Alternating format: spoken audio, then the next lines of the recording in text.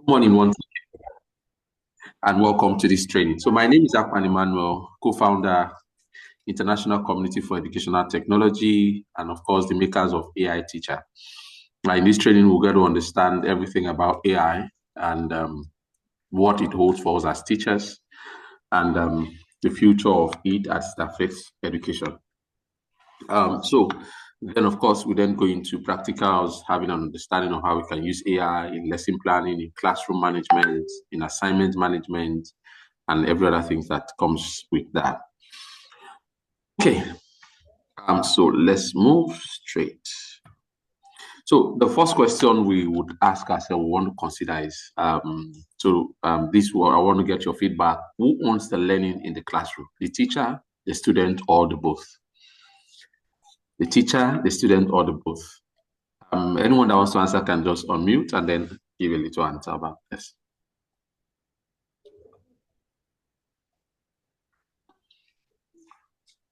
Who owns the learning in the classroom? Hi, Martha. Okay, I think both the teacher.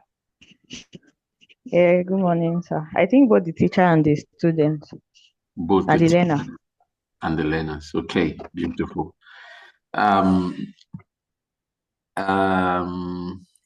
Miss Jane, do you have any contrary opinion?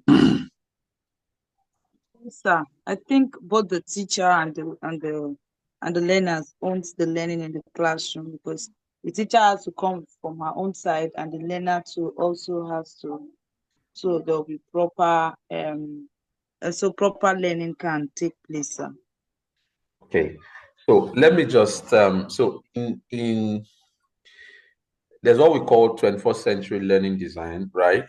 Now, in the 21st century learning design, basically the way learning should happen in the 21st century, it has now been, doing a whole lot of research, and it is now been deduced that student basically owns the learning in the classroom. Students own the learning in the classroom.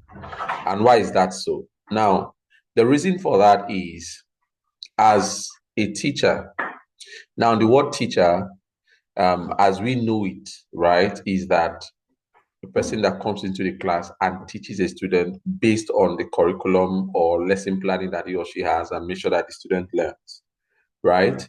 Now, this is how we thought, this is how we used to teach, or this is how we ourselves were taught, right? But as the world begins to, there's a whole lot of access to information, technology is now improving learning and all of those things, right?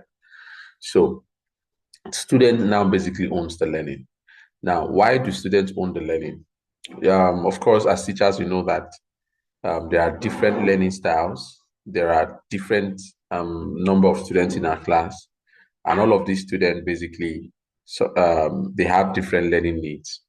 So, for example, you have 10 students in your class. There is Nkechi that is learning very fast, and then there's Bolaji that is really, really not actually understanding what it is that you say in class. There is this other, maybe Femi, that is, an average student, right? Now, these are the words we use, the terms we use, average student, bright student, intelligent student. But in the real sense, every student do have their own strength. It is just for us to understand how we can teach those students. So that is why the student own the learning. You are not teaching, because you want to meet up a curriculum, because you want to cover your lesson plan, or because you want to cover your coursework. That's not why you're teaching. You are teaching because the student actually must understand what it is that you teach. Now, also, not only to, we are not ruling out the fact that you need to cover your lesson plan or your coursework or your curriculum so that the student will be able to take exams or assessment and all of that. But the center of learning is so that the reason for students coming to school is for them to learn. So if learning is not taking place, so let's say you cover your curriculum and then two students didn't actually learn, then the aim for them coming to school is defeated, right? So if we go at it back and forth, we see that the most important thing in the learning phase is the student. So whatever learning that we are actually designing must be designed to fit every student. So they are the center, the reason for us teachers being in the classroom. They are at the center. They should be the ones dictating the pace of how learning should happen, how learning should take place. For example, you have a student that prefers, you know very well that, oh, once we play this video, once we use video for this child basically understands quickly.